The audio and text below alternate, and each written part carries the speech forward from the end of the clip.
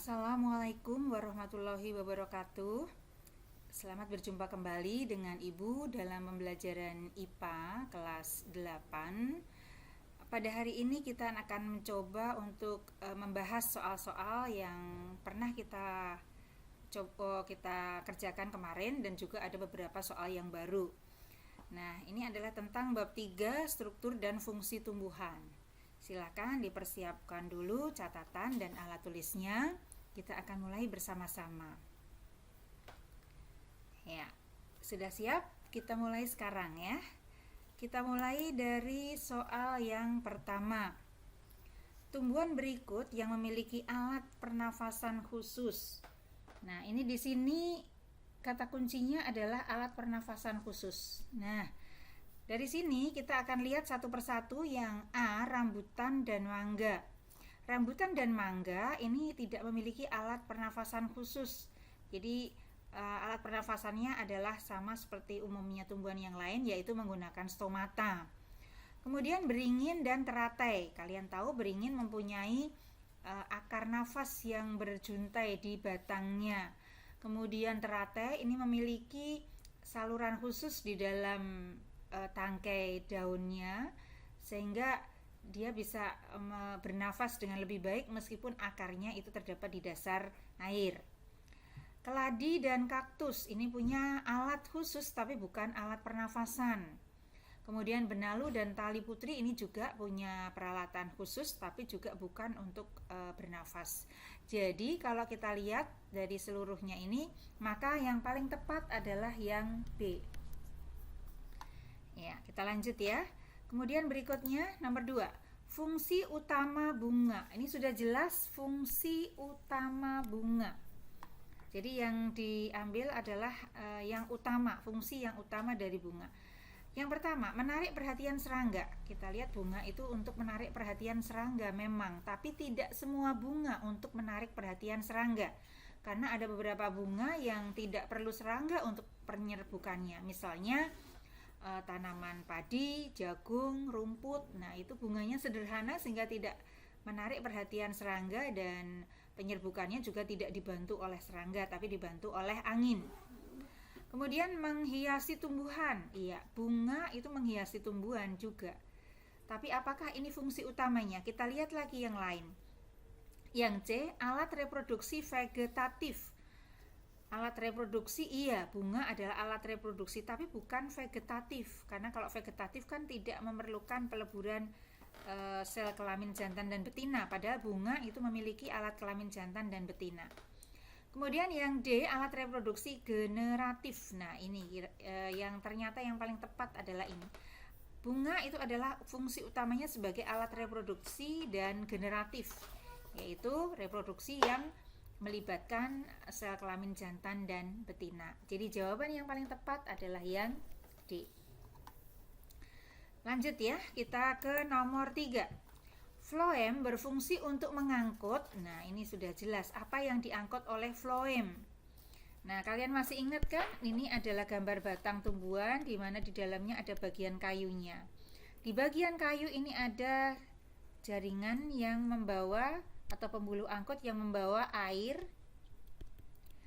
dari akar ke atas untuk dibawa ke daun.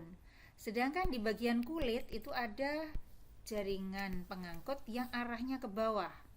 Yang ke atas itu adalah xilem, sedangkan yang ke bawah ini adalah floem.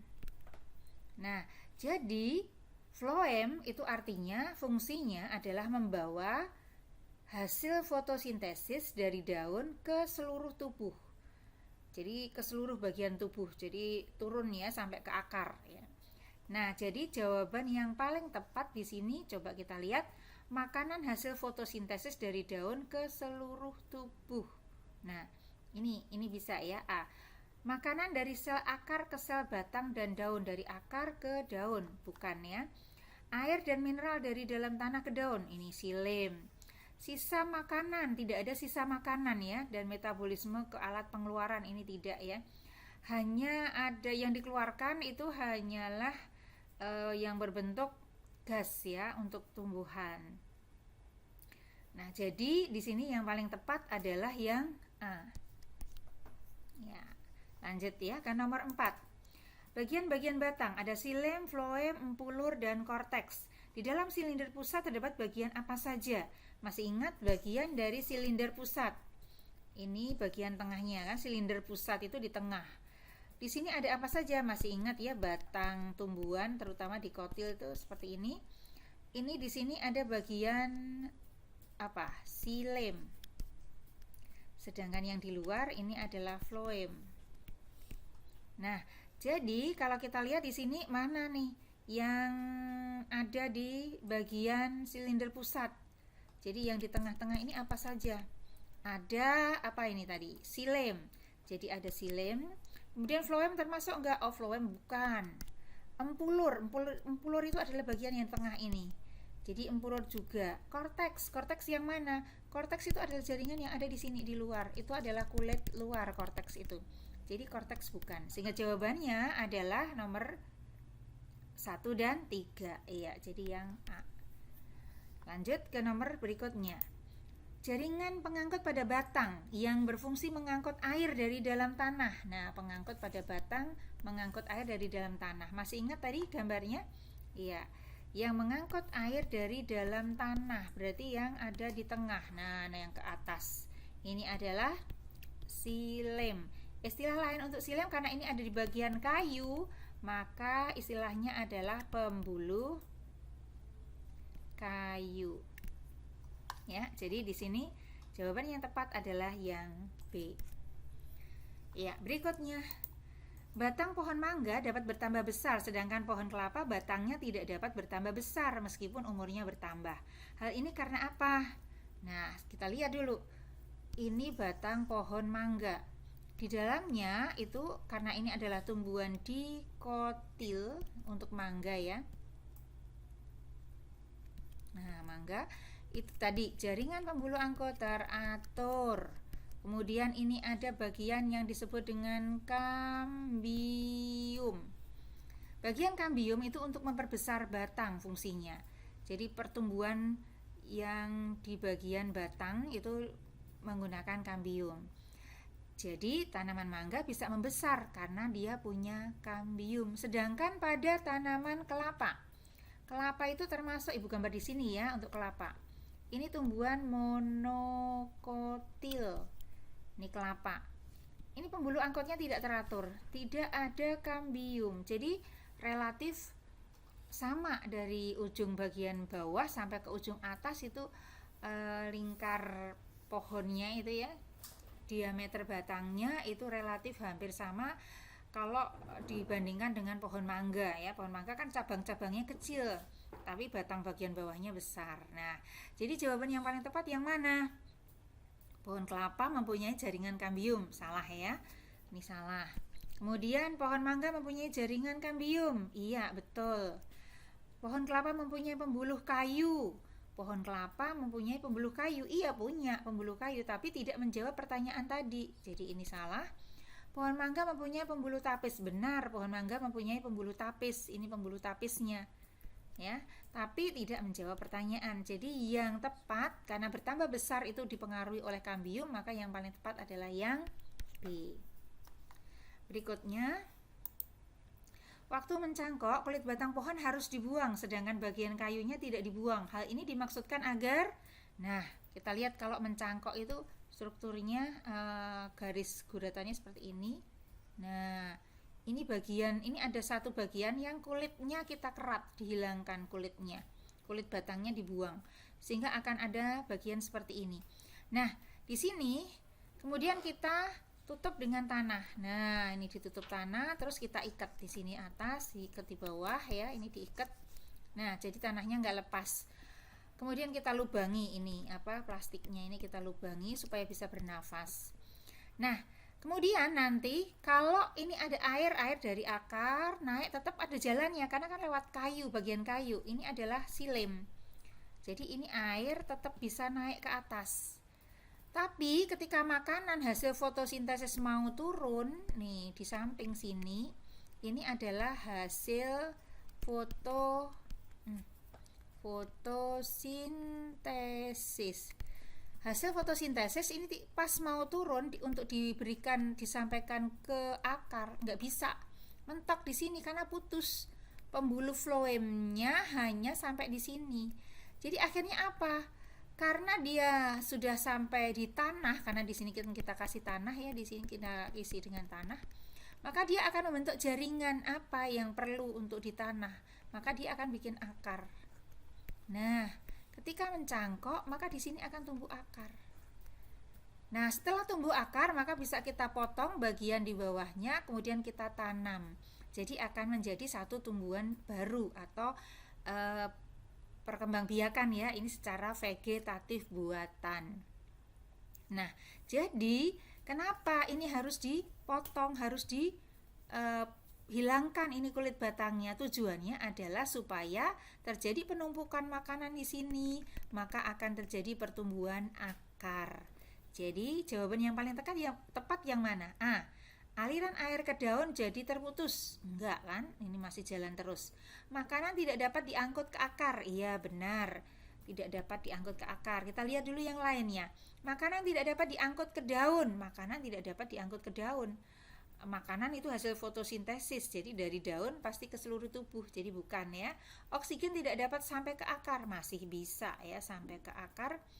Karena apa? Karena akar sendiri ini bisa bernafas mengambil oksigen dari tanah. Nah, jadi jawaban yang paling tepat adalah yang B. Kemudian berikutnya, proses fotosintesis tumbuhan terjadi di daun pada bagian fotosintesis tumbuhan di daun di bagian apa? Masih ingat? Nah, ini urutannya. Ini adalah ada jaringan epidermis atas. Di bawahnya ada jaringan yang panjang-panjang seperti tiang atau pagar. Ini jaringan tiang.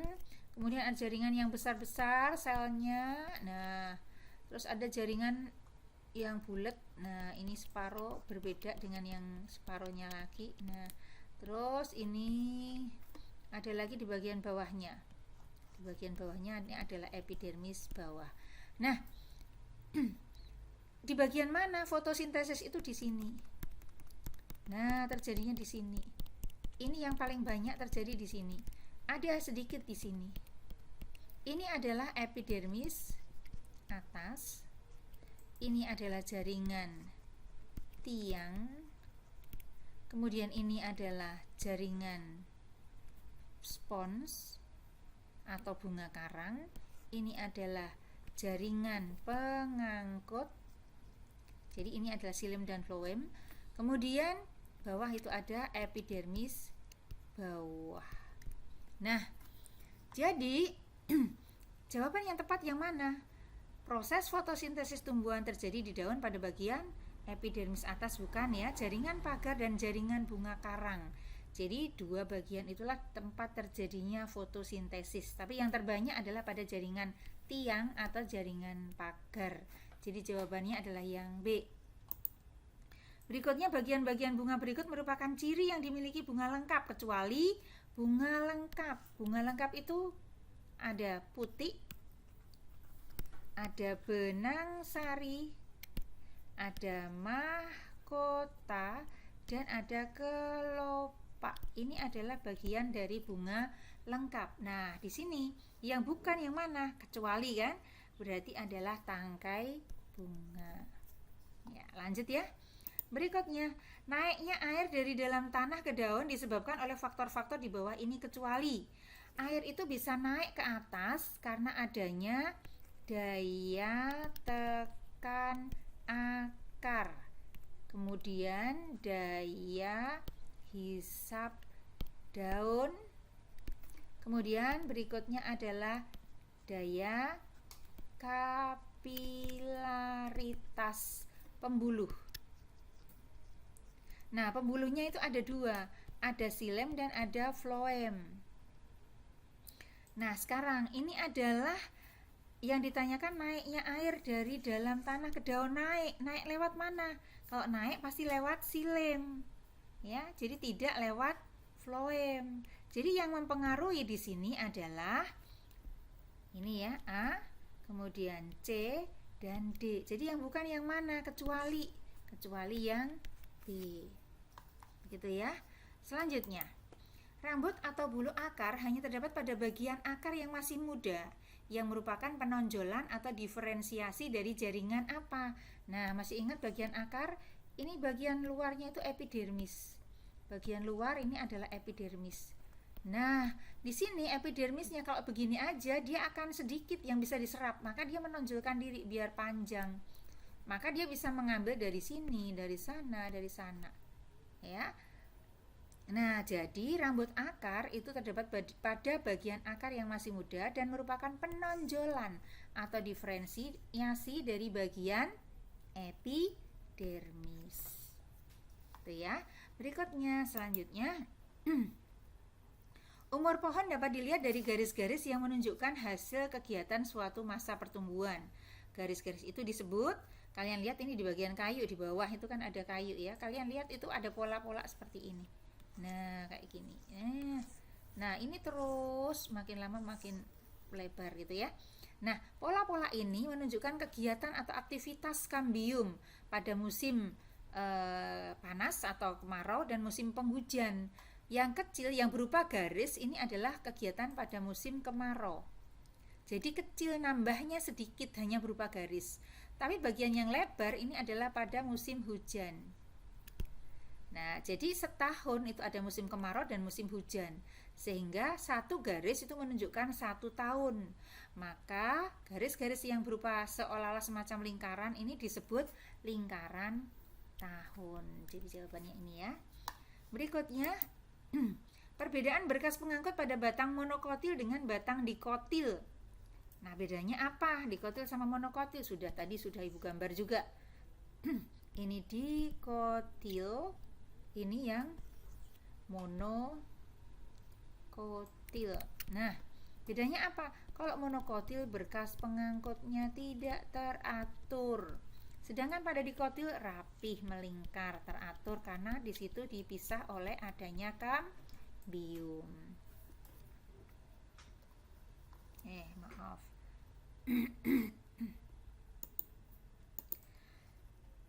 Ya, ini ya. Jadi yang mana jawabannya?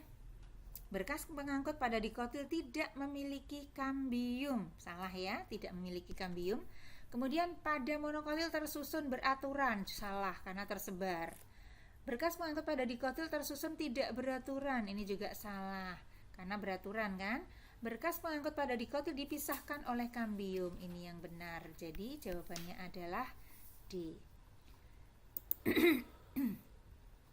Berikutnya, jaringan yang ditunjukkan huruf X merupakan salah satu jaringan penyusun daun. Jaringan X disebut jaringan apa dan berfungsi untuk apa? X seperti tadi sudah digambarkan ya. Ini adalah tempat terjadinya fotosintesis tadi. Nah ya, ini adalah jaringan palisade atau jaringan pagar atau jaringan tiang dan berperan dalam proses fotosintesis. Jadi jawabannya yang A. Berikutnya, perhatikan gambar anatomi akar di bawah. Berdasarkan gambar fungsi dari struktur X. Nah, X tadi sudah Ibu gambar juga nih. Apa tadi? Ya, ini kalau yang ini adalah rambut akar ya. Rambut akar. Terus ini adalah bentar ya. Nah, kemudian berikutnya ini adalah kaliptra. Nah, rambut akar itu berfungsi tadi untuk memperluas bidang penyerapan, ya kan? Nah, jadi ini struktur X fungsinya apa? Ini rambut akar fungsinya adalah untuk memperluas daerah penyerapan air dan unsur hara. Jadi jawabannya adalah yang D. Berikutnya, 16.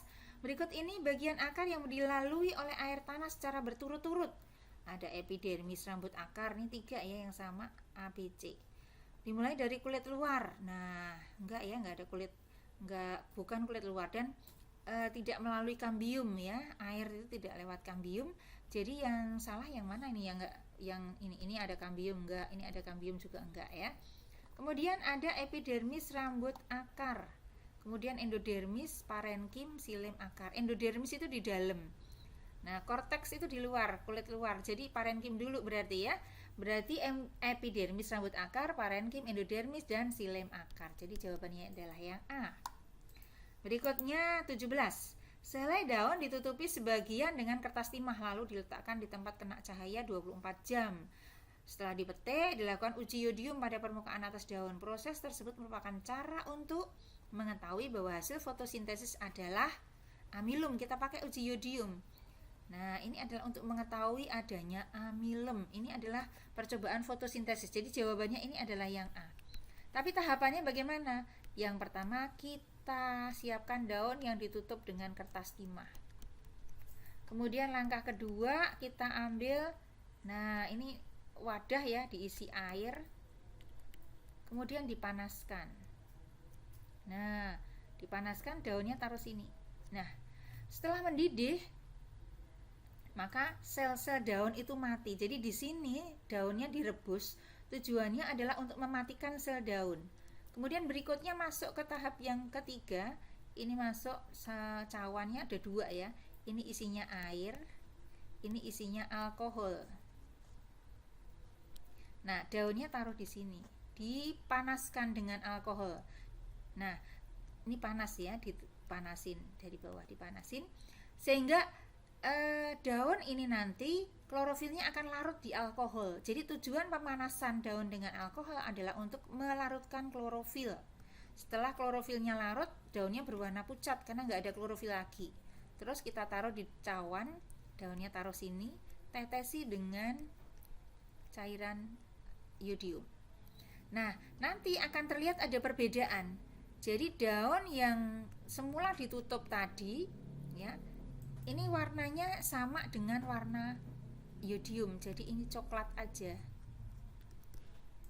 Karena di sini tidak ada amilem, tidak terbentuk amilem. Tapi bagian yang terbuka ini terbentuk amilem kan, maka ketika ditetesi yodium maka dia akan menjadi berwarna biru tua atau biru kehitaman. Ya, jadi ini membuktikan bahwa bagian yang terbuka itu dihasilkan amilem setelah diuji dengan yodium. Begitu ya. Jadi ini adalah untuk mengetahui bahwa hasil fotosintesis adalah amilem.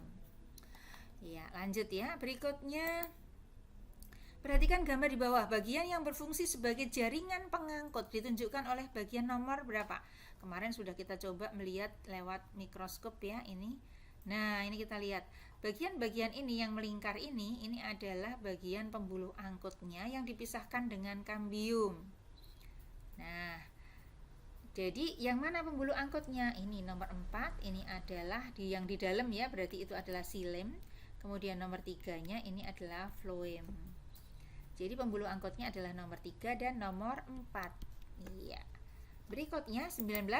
Berikut ini merupakan teknologi yang terinspirasi dari proses fotosintesis dalam daun. Kita lihat di daun itu cahaya matahari, sinar matahari itu dimanfaatkan oleh daun untuk apa? Mengubah zat anorganik menjadi zat organik. Nah, inilah proses fotosintesis. Jadi zat anorganik diubah menjadi zat organik. Jadi ini sama, ini adalah energi kimia, tapi yang anorganik, dan ini menjadi zat yang organik. Ya, ini bisa dimanfaatkan oleh makhluk hidup yang lain, oleh hewan, manusia, ya. Ini bisa dimanfaatkan. Nah, seperti inilah yang ada satu teknologi yang terinspirasi dari fotosintesis ini. Jadi memanfaatkan cahaya matahari untuk mengubah bentuk energi. Nah, di sini apa yang sama, yaitu panel surya. Ini adalah mengubah cahaya memanfaatkan cahaya matahari untuk diubah ya energinya menjadi energi listrik ya. Jadi bisa dimanfaatkan untuk berbagai keperluan. Ya, berikutnya nomor 20. Lapisan pelindung pada daun tumbuhan. Nah, ini pada daun tumbuhan yang menginspirasi pembuatan lapisan pengilap cat mobil. Apa? Nah, tadi masih ingat kan lapisan atas ini, epidermis atas dari daun ya. Ini ada jaringan tiangnya tadi. Nah, yang di sini ini adalah epidermis atas. Nah, di atasnya ini ada lapisan lagi yang mengkilat. Inilah yang disebut dengan lapisan Ini adalah lapisan kutikula. Nah, ini mengkilat. Ya, pada daun talas itu malah ada rambut-rambutnya sehingga tidak akan terbasahi oleh air. Jadi seolah-olah air itu tidak membasahi permukaan daun. Nah, inilah teknologi daun ya yang menginspirasi pembuatan lapisan penghilap cat. Jadi yang mana jawabannya? Iya, yang B, kutikula. Iya, sampai di sini bisa dipahami. Kalau ada yang belum dipahami, maka silahkan ditanyakan di bagian komentar ya. Silahkan ditulis di sana apa yang ditanyakan. Iya, sampai di sini dulu ya pembahasan kita hari ini. Terima kasih. Jangan lupa subscribe dan like-nya ya. Wassalamualaikum warahmatullahi wabarakatuh. Sampai jumpa di lain kesempatan.